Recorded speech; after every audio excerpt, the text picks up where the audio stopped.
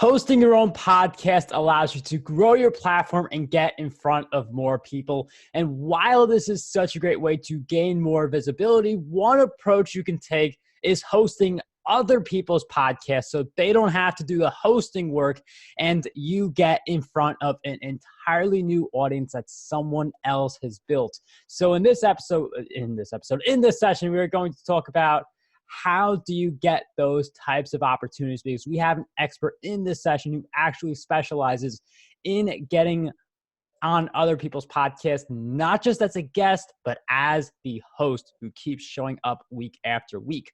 A little more on our expert who joins us. He's the host of the Men on Purpose podcast and head of the Lobas Group real estate company, which has been the leading real estate team in the Baltimore area for years. So our expert who joins us is none other than Ian Lobas. Ian, welcome to the summit. Thanks, Mark. Appreciate it, man. Ian, it's a pleasure to have you on this summit, and we've met a few times at New Media Summit, and it's just amazing to see you being on other people's podcasts, not just as the guest, as the host also, and now having Men on Purpose. But yep. I do feel like being the host on other people's podcasts is such a unconventional concept. So, like, how does that even happen? What was the way you got that opportunity? Dude, so I'm writing an article, and while we're doing this, I'm going to pull the article up, and I'm going to give you some of the secrets. It doesn't happen. It literally happened on purpose and by accident. So I'm going to preface everything with saying, if people are watching this video, you see Men on Purpose behind me. That's my podcast now. I own it. Like, everything kind of came full circle to where a podcast was available for my purchase that aligned with me. But when I first started hosting podcasts, it came from a general curiosity, or a genuine and authentic curiosity to know more about how people's lives work. And I wanted to, I always was fascinated by wealthy people who have passive income, people who were building multiple streams of income, businesses, things like that. And I always found, since I was a little kid, I wanted to ask them more questions. So I knew that I needed an outlet to be able to ask questions, to be able to get more information.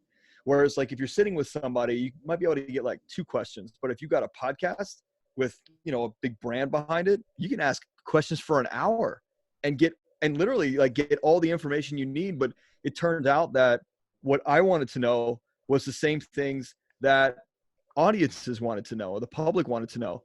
So I just started hanging with and getting in the orbit of people that had podcasts. And I mean, you kind of go for broke. Like, it doesn't hurt to ask, like, hey, can I ever co-host with you?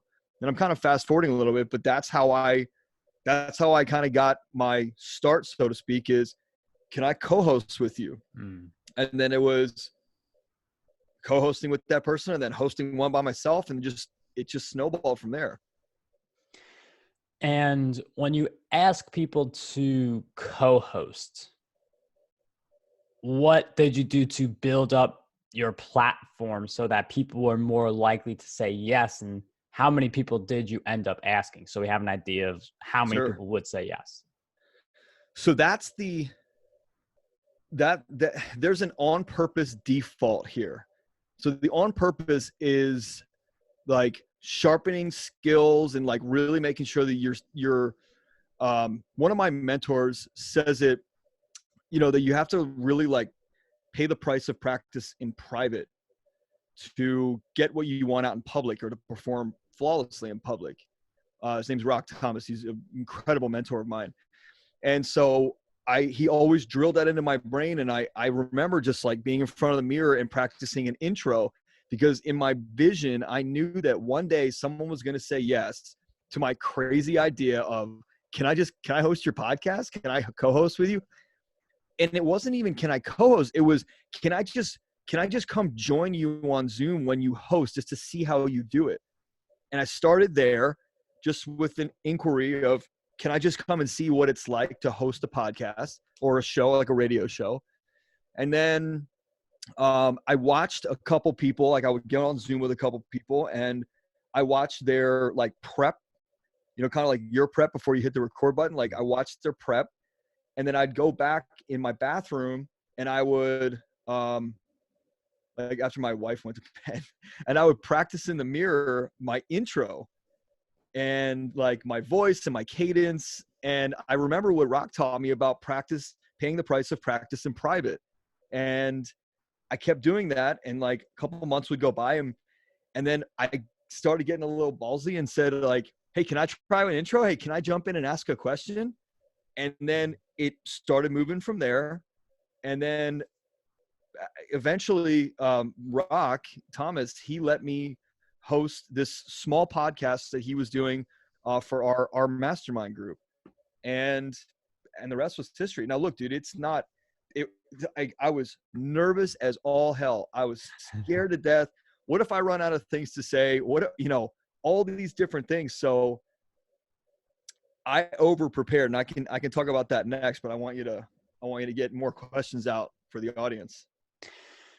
And it's really interesting. Ian talks about this whole story, and there's not as much involvement. You don't launch the podcast, you don't have to worry about editing, you don't have to worry about show notes, marketing.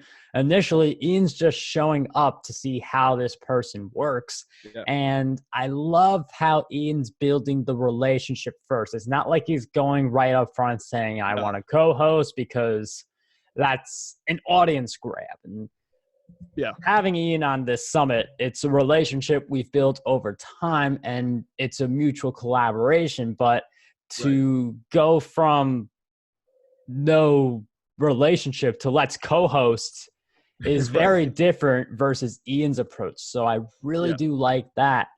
And when did you decide that you were going to do this with more podcasts? Because I know you started this with Rock, and my understanding is you've done this with other podcasts. So I'm wondering how that's worked as well. Well, I mean, look, what I'll tell you, just kind of to your point, was there have been some people that I got to know, and then I like jokingly would say, hey,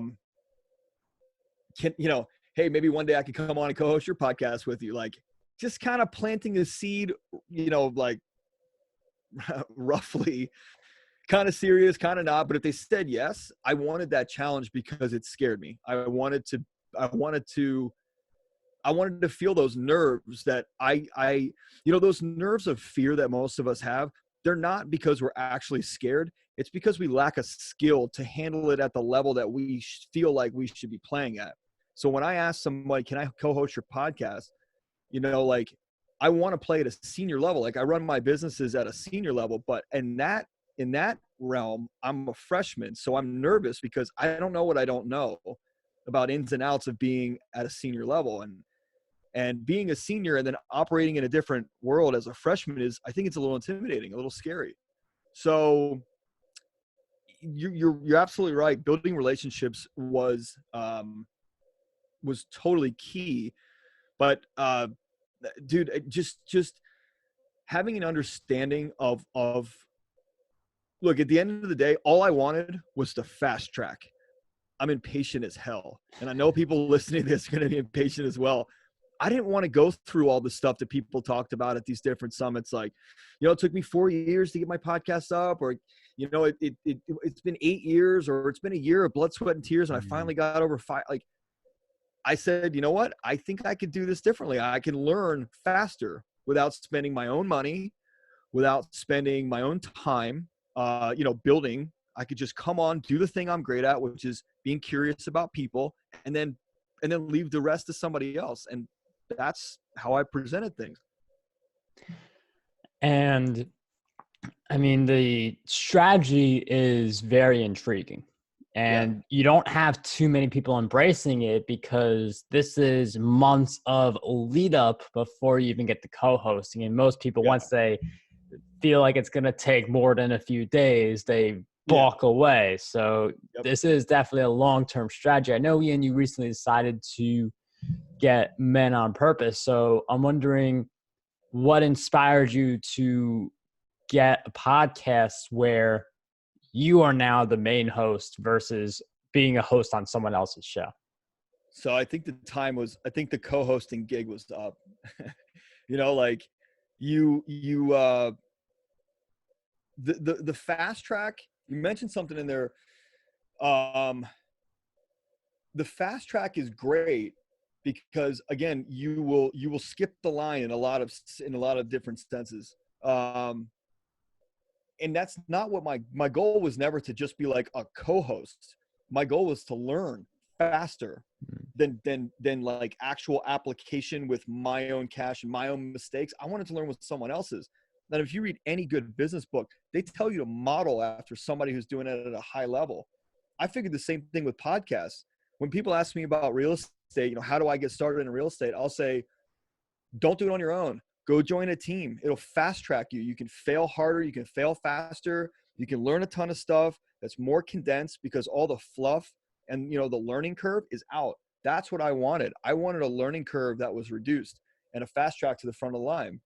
So Men on Purpose, the way that came about was purely, honestly, law of attraction. Like just but like it all comes in succession. I was helping Rock with the podcast for the mastermind, and from that, literally just saying yes to some other people who were asking me questions or just practicing my skills got other people to notice what I was doing, and that's how I got on other people's radars and just kept going and kept going. That's how I got to New Media Summit. I interviewed somebody on that podcast, that little podcast, and they invited me to New Media Summit to fill in their spot as an icon of influence last September. So you never know. But fast forward. I mean, I've done probably over 100, maybe 150 episodes of other people's podcasts. But as I started to learn more, I started to take on more responsibility on my own. Like I would go out and find high level guests, like on the podcast that I was on before, Real Estate Rockstars, huge podcast. And that's how you knew me at New Media Summit. Huge podcast, huge real estate podcast, big national. I think it was number 2 behind Bigger Pockets. I wanted to do more because the owner was teaching me a lot. So I wanted to bring more value and step up. So I started going after big celebrity guests, big real estate celebrity guests, like from $1 Million Listing and TV. And I learned so much more about production, and like I just kept stepping into it. And I realized that real estate is, although a passion of mine, it's not my main mission in life. And I mean, you saw me spitballing at that mastermind back in March.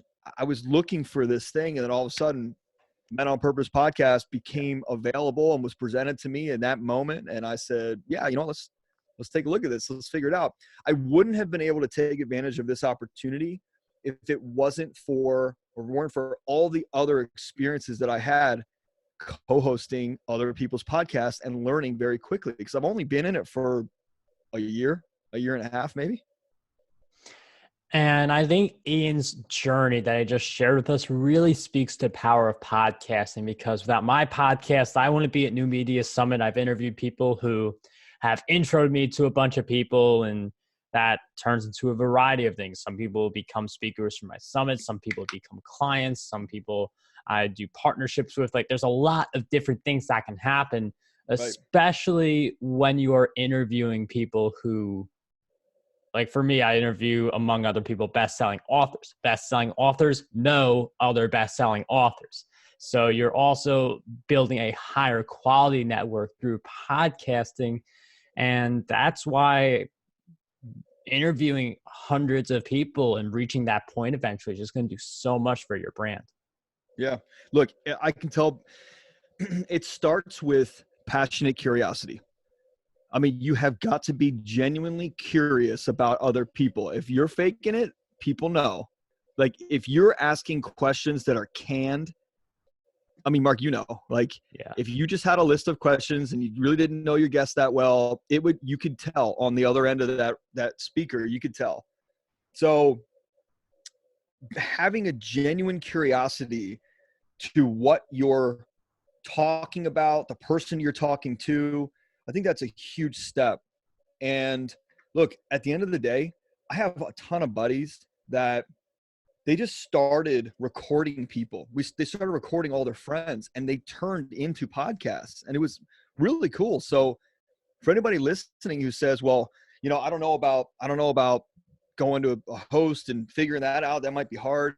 Sure. I don't think every host is going to let you co-host, especially if you have no experience. But what you can do is almost build your own demo reel.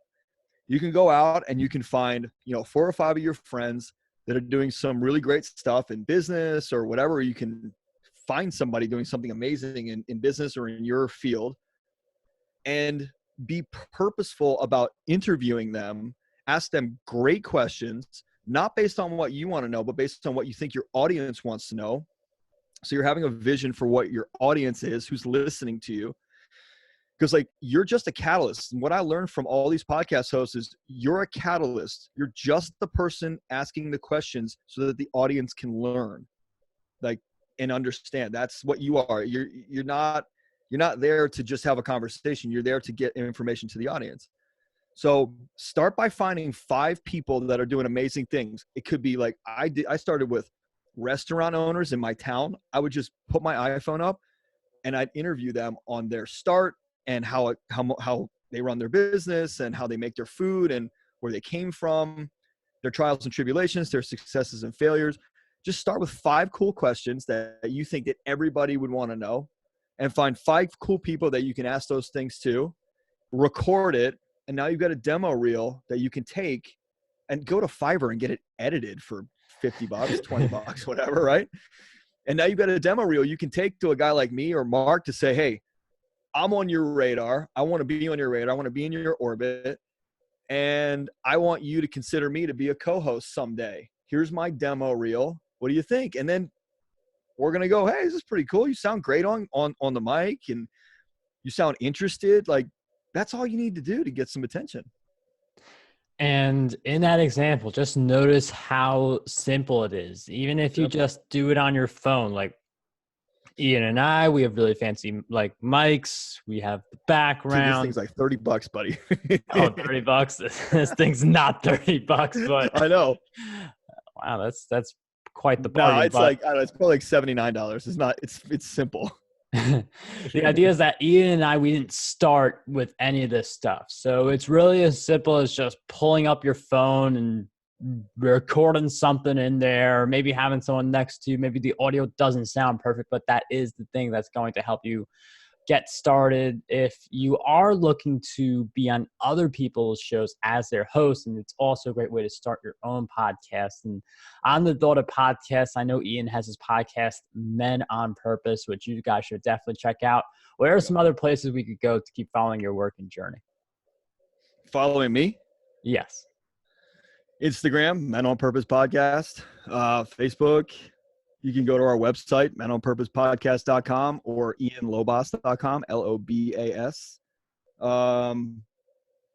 Twitter, you name it, man. YouTube. I mean, you'll find a mix of me as a podcast host, coach, and real estate agent. That's like my life online.